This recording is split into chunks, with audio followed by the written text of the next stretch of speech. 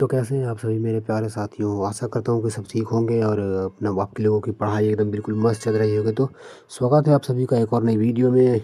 आपका भाई एस कृष्णा लेके आ चुका है आपका एक नया वीडियो जो कि है आप आज बायोलॉजी का बायो का होगा। बायो का अध्याय जो 16 है, अध्याय 16। बायो में जो अध्याय 16 है, बायो का अध्याय 16 जिसका नाम है पर्यावरणीय मुद्दे, जो कि ये बहुत ज़्यादा वीवीआई टॉपिक है, वीवीआई चैप्टर है। इससे बहुत सारे सवाल सब पूछे जाते हैं। सारे के सारे सवाल जो भी आस्किंग ईयर मतलब पूछे गए हैं, जो कि पहले एग्ज़ाम में पूछ चुके हैं, सारा का सारा क्वेश्चन बैंक से उठा के लेकर चला आया हूँ। इससे बाहर आपका एक भी क्वेश्चन नहीं आया है, इससे बाहर एक भी क्वेश्चन नहीं आएगा। जितना भी आएगा सभी के सभी इस चैप्टर में इसी से आएगा। तो आइए देख लेते हैं क्या होता है। सारा का सारा हम लोग यहीं पे शुरू करते हैं। तो शुरू करते हैं आज का पहला वीडियो आज। तो हमारा पहला सवाल क्या है, कहता है कि यहाँ पे हमारे दो कथन दिए गए हैं। यहाँ पे हमारे दो कथन दिए गए हैं। पहला कथन क्या कहता है, पहला कथन कहता है कि आगरा का ताजमहल मथुरा तेल रिफाइनरी से प्रभावित हो रहा है। हाँ हाँ, ये तो बात सही है। आगरा का ताजमहल मथुरा तेल रिफाइनरी से प्रभावित हो रहा है, ये पहला कथन था। हमारा दूसरा कथन क्या कह रहा है, दूसरा कथन कह रहा है कि मथुरा तेल रिफाइनरी से वायुमंडल में SO2 का उत्सर्जन होता है। इधर देखिए, ये 2011 में पूछा गया सवाल है। ये दोनों कथन सत्य हैं। मथुरा तेल रिफाइनरी से SO2 गैस निकल तो रहा है, SO2 गैस निकल रहा है। और आगरा का ताजमहल, तो हम इसमें हमारे ऑप्शन कैसे दिए गए हैं। ऑप्शन कहता है कि दोनों कथन सही है तथा कथन दो कथन एक का सही व्याख्या है। दोनों कथन सही है तथा कथन दो कथन एक का सही व्याख्या है। दूसरा हमारा ऑप्शन है कि दोनों कथन सही है, दोनों कथन सही है, परंतु कथन दो कथन एक का सही व्याख्या नहीं है। दोनों कथन सही है परंतु कथन दो कथन एक का सही व्याख्या नहीं है। अगला हमारा तीसरा ऑप्शन नंबर सी क्या कहता है, कहता है कि कथन एक सही है परंतु कथन दो असत्य है। मतलब एक ये वाला पहला जो है वो सही है और दूसरा ये है जो गलत है। और चौथा हमारा ऑप्शन नंबर डी क्या कहता है, आखिरी ऑप्शन की कथन एक असत्य है परंतु कथन दो सत्य है। देखिए कौन सा इसका सही आंसर होगा, वो होगा option number A. Option number A इसका सही आंसर हो जाएगा। क्योंकि देखिए कथन दोनों सही है, लेकिन बाकी ये तीनों में ना, ये तीनों जो ऑप्शन नीचे दिए गए हैं, ये तीनों ऑप्शन, इन तीनों ऑप्शन में ना सही चीज़ नहीं लिखा गया है, बल्कि ऑप्शन नंबर ए में बिल्कुल सही चीज़ दिया गया है। तो हमारा सही आंसर हो जाएगा ऑप्शन नंबर ए। हमारा सही आंसर हो जाएगा ऑप्शन ए। अगला क्वेश्चन देख लेते हैं। हमारा क्वेश्चन नंबर दो क्या कहता है, क्वेश्चन नंबर दो कहता है कि अम्लीय वर्षा का कारक है। अम्लीय वर्षा का कारक है मतलब कौन से गैस के कारण अम्लीय वर्षा होता है। तो हमको पढ़ाए होंगे कि एक होता है SO2 और एक होता है NO2, एक होता है SO2 और एक होता है NO2, सल्फर डाइऑक्साइड और नाइट्रोजन ऑक्साइड। तो ये दो जो गैस होता है SO2 और NO2, यही दोनों गैसों के कारण अम्लीय वर्षा होता है। इसमें भी एक बात ध्यान रखने वाली है, इसमें भी एक बात आपको ध्यान रखना है कि SO2 गैस जो होता है वो NO2 गैस से अधिक होता है, मतलब ये ज़्यादा होता है और ये कम होता है। तो हमारा सही आंसर हो जाएगा SO2 और NO2। SO2 और NO2 ऑप्शन नंबर कितना में है, ऑप्शन नंबर बी में है। ऑप्शन नंबर बी हमारा सही आंसर हो जाएगा, ऑप्शन बी। अगला क्वेश्चन देखा जाए, क्वेश्चन नंबर 3 क्या कहता है, 3 कह रहा है क्वेश्चन नंबर 3,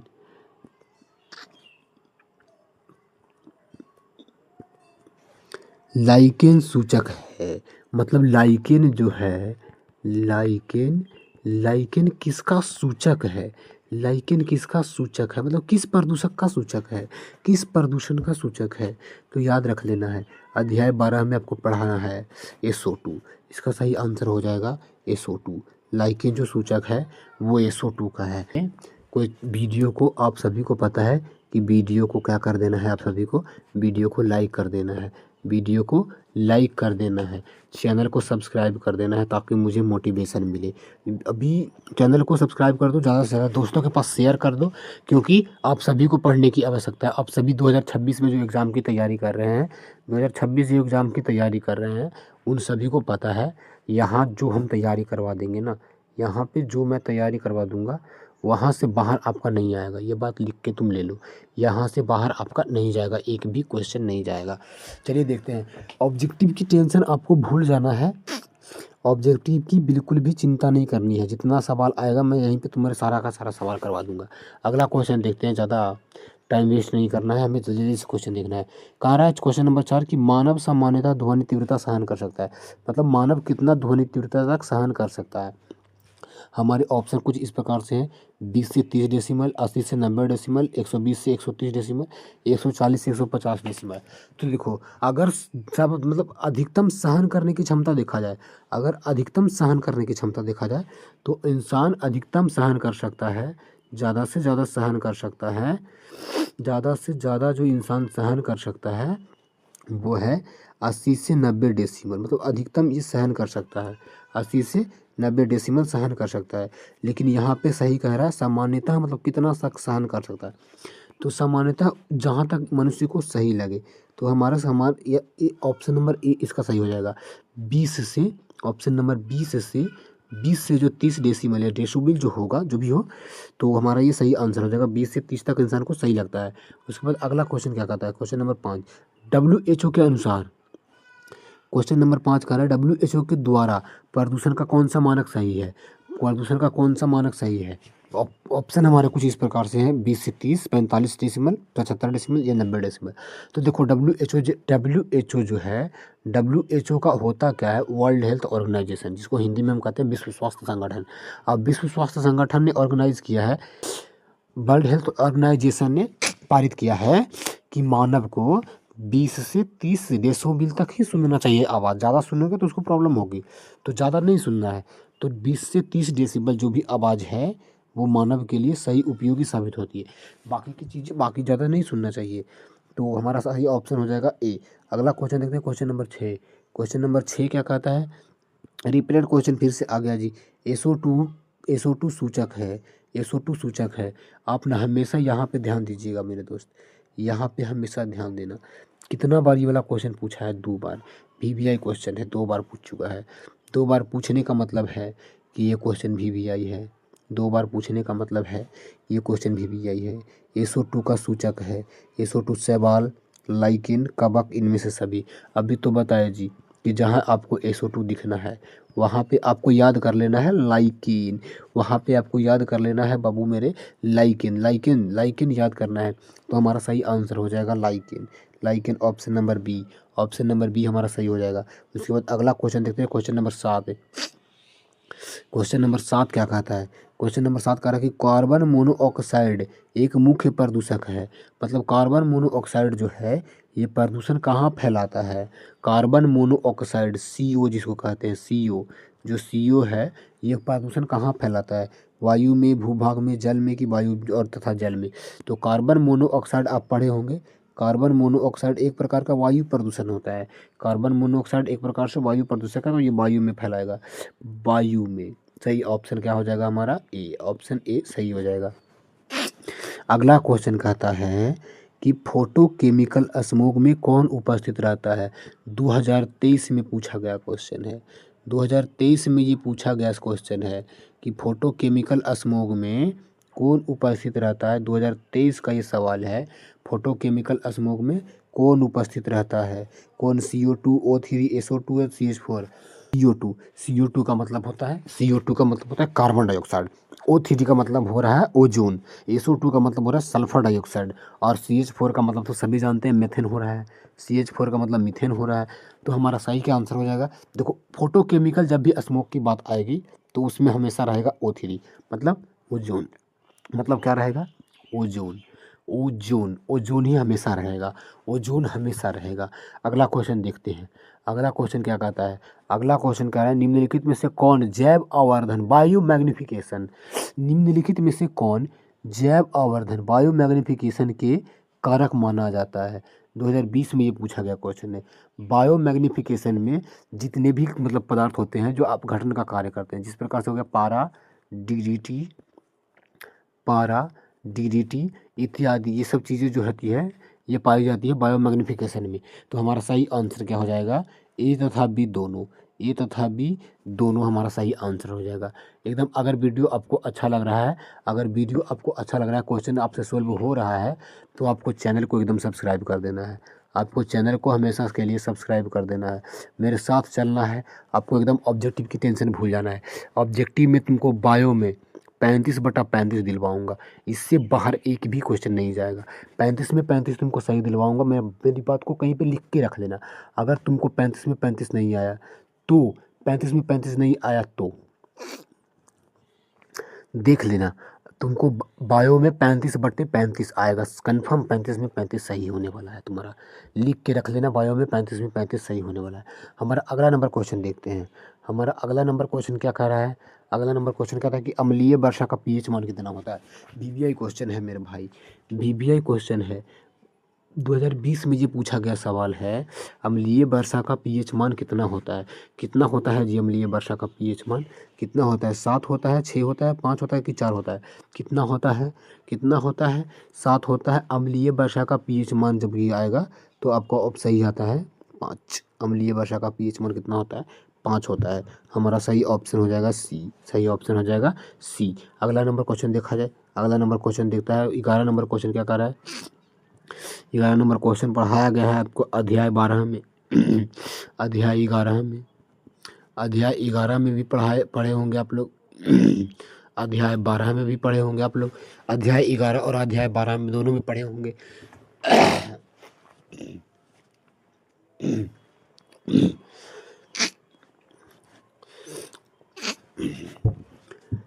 तो हमारा 11 नंबर सवाल कहता है कि जल में ई कोलाई की अधिकता किसका सूचक है? जल में ई कोलाई, जल में अगर ई कोलाई जीवाणु ज़्यादा रहेगा तो यह किसको सूचित करेगा? पानी की खारापन को, औद्योगिक प्रदूषण को, वाहित में जल प्रदूषण को, कि इनमें से सभी को? तो ये प्रदूषित किसको करेगा, मतलब सूचित किसको करेगा? ये सूचित किसको करेगा? तो ये सूचित करेगा वाहित मल जल प्रदूषण को, वाहित मल जल प्रदूषण। आप पढ़े होंगे अध्याय 12 में बीओडी, आप 12 में पढ़े होंगे बीओडी। जल में जितना बायोडी होगा, अगर बीओडी इंक्रीज है मतलब ज़्यादा है, अगर बीओडी इंक्रीज है तो जल गंदा है, अगर बीओडी डिक्रीज है, अगर बीओडी कम है तो जल साफ है। आप पढ़े होंगे ना, बीओडी ज़्यादा होने से जल गंदा और बीओडी कम होने से जल साफ होता है। आइए हम अपना अगला क्वेश्चन देख लेते हैं। क्वेश्चन नंबर 12, क्वेश्चन नंबर 12 कहता है कि निम्नलिखित में से कौन सा जैव आवर्धक प्रदूषक है? निम्नलिखित में से कौन जैव आवर्धक, वही तो बात आया जी, बायोमैग्निफिकेशन वाला ही तो बात है, बायोमैग्निफिकेशन वाला ही तो बात है कि निम्नलिखित में से कौन मतलब बायोमैग्निफिकेशन का कारक है ए तथा बी दोनों। पारा भी बता, मैग्निफिकेशन में पारा और डीडीटी दोनों होते हैं, तो हमारा सही आंसर हो जाएगा सी। अगला नंबर क्वेश्चन कहता है कि क्वेश्चन में बहुत कन्फ्यूजिंग है इस सवाल में, इतना लेकिन कन्फ्यूज होता है कि कहने नहीं है कि कितना कन्फ्यूज होता है। अम्लीय वर्षा का पीएच मान न्यूनतम होता है, मतलब कितना से न्यूनतम होता है? अम्लीय वर्षा का जो पीएच मान होता है वो कितना से न्यूनतम होता है? अम्लीय वर्षा का पीएच मान जो भी आता है वो कितना से न्यूनतम होता है? 5.6 से होता है, 6 से होता है, 6.5 से होता है कि 7 से होता है? कितना से न्यूनतम होता है? इसका सही आंसर क्या हो जाएगा? तो इसका सही आंसर क्या हो जाएगा मेरे भाई? इसका सही आंसर हो जाएगा ए। अगर आपसे पूछा जाए कि अम्लीय वर्षा का पीएच मान कितना होता है तो 5। अगर आपसे पूछा जाए कि न्यूनतम कितना होता है तो 5.6 से, मतलब 5.6 से कम हो सकता है, इससे इनक्रीज मतलब इससे ऊपर नहीं जा सकता है। इससे हमेशा जब भी रहेगा तो नीचे ही रहेगा, 5.6 से कम ही रहेगा, इससे ऊपर नहीं जाएगा, इससे ज़्यादा नहीं होगा। अगला नंबर क्वेश्चन क्या कहता है? फोटोकेमिकल स्मोग में उपस्थित होता है, फोटोकेमिकल स्मोग में कौन उपस्थित होता है? कौन उपस्थित होता है जी? SO2 PAN तथा NO2, SO2 PAN तथा PAN तथा NO2, या PAN तथा नाइट्रोजन की ऑक्साइड। फोटोकेमिकल स्मोग में मतलब धूम कोहरा कह रहा है, धूम कोहरा जो होता है ना, जिसमें धुआं और कुआसा दोनों मिलकर धूम कोहरा का निर्माण करते हैं, तो उसी प्रकार से है। फोटोकेमिकल स्मोग में कौन उपस्थित रहता है? तो इसका सही आंसर क्या हो जाएगा? इसका सही आंसर हो जाएगा हमारा PAN तथा नाइट्रोजन की ऑक्साइड। PAN एक प्रकार का प्रदूषक होता है, PAN एक प्रकार का प्रदूषण होता है, तो हमारा सही आंसर हो जाएगा ये ऑप्शन नंबर डी। 14 का ऑप्शन नंबर डी सही होगा। अगला नंबर हमारा जो क्वेश्चन नंबर 15 है, अगला हम क्वेश्चन को देखेंगे, क्वेश्चन नंबर 15। क्वेश्चन नंबर 15 क्या कहता है? क्वेश्चन नंबर 15 का कहना है जी, कह रहा है कि रेडियोधर्मी प्रदूषक की सबसे प्रतिकूल परिणाम है। रेडियोधर्मी प्रदूषक मतलब रेडियोधर्मी, जो रेडियो एक्टिव एलिमेंट्स जो होते हैं, रेडियो एक्टिव प्रदूषण जो फैलाते हैं, उसका क्या परिणाम होता है? उसका क्या परिणाम होता है? क्षय रोग उससे होता है, पोलियो होता है, हेपेटाइटिस होता है, जीन उत्परिवर्तन होता है। तो देखो, अभी आप लोग सुने होंगे, आप लोग पढ़े होंगे 9th में या 10th में कि हिरोशिमा एक है, हिरोशिमा, हिरोशिमा और एक है क्या, नागासाकी। हिरोशिमा और नागासाकी, हिरोशिमा और नागासाकी, ये दो जगह पे, मतलब ये जापान के दो जगह हैं, और जापान के ये दो जगह पे अमेरिका ने, यूएसए ने परमाणु बम पटक दिया था, मतलब परमाणु बम गिरा दिया था। अब जब गिराया था तो जिसकी वजह से आज भी वहाँ रेडियोधर्मी प्रदूषण है, जिसकी वजह से आज भी वहाँ के लोग लूल्हे और लंगड़े पैदा होते हैं, मतलब लूल्हे और लंगड़ा पैदा होता है। तो ये हो क्या रहा है? ये बेसिकली म्यूटेशन हो रहा है, म्यूटेशन, उत्परिवर्तन, म्यूटेशन मतलब उत्परिवर्तन, और ये जीनों में उत्परिवर्तन आ रहा है। तो हमारा सही आंसर हो जाएगा डी, जीन उत्परिवर्तन। हमारा सही आंसर हो जाएगा डी, जीन उत्परिवर्तन। अगला क्वेश्चन, क्वेश्चन नंबर 16 का था कि निम्नलिखित में से कौन सा एक व्यवस्थित कीटनाशक है? निम्नलिखित में से कौन सा एक व्यवस्थित कीटनाशक है? कौन एक व्यवस्थित कीटनाशक है?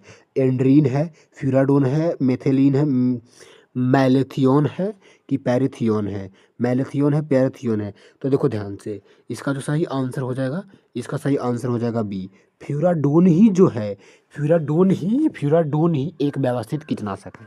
फ्यूराडोन ही एक व्यवस्थित कीटनाशक है, नहीं तो ये भी कीटनाशक नहीं है, ये भी कीटनाशक नहीं, और ये भी कीटनाशक नहीं है।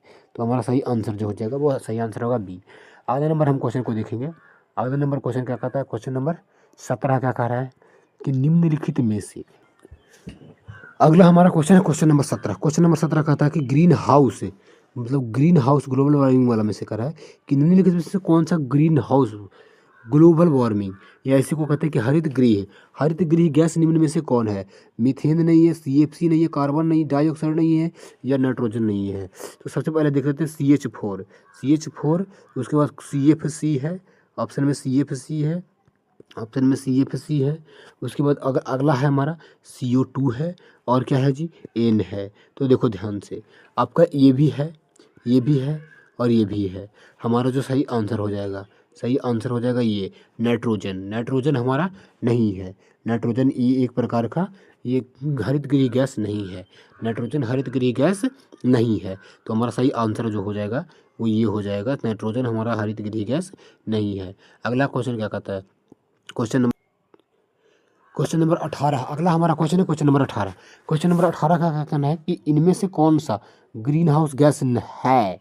अभी पूछ रहा था कि कौन नहीं है, लेकिन अभी पूछ रहा है कि कौन है। कौन है? मीथेन, कार्बन डाइऑक्साइड, क्लोरोफ्लोरोकार्बन, या इनमें से सभी? कौन है? आपको अगर जवाब पता है तो जल्दी से एकदम कमेंट में लिख देना है। सभी को जितना जवाब आपको पता होगा, जितना जवाब आपको पता होगा सभी को आपको कमेंट बॉक्स में लिख देना है। तो हमारा सही जो आंसर हो जाएगा, तो देखो ऑप्शन नंबर ए भी सही है, बी भी सही है, और सी भी सही है। और जब भी ए बी सी दोनों सही हो, ए बी सी तीनों सही होता है, जब भी ए बी सी तीनों सही होता है तो आपको ऑप्शन नंबर डी में मारना है रे बाबू, आपको ऑप्शन नंबर डी में सही मार देना है, इनमें से सभी। क्वेश्चन नंबर 19 क्या कहता है? क्वेश्चन नंबर 19 कहता है, क्वेश्चन नंबर 19 का कहना है कि इसमें भी दो कथन दिए गए हैं।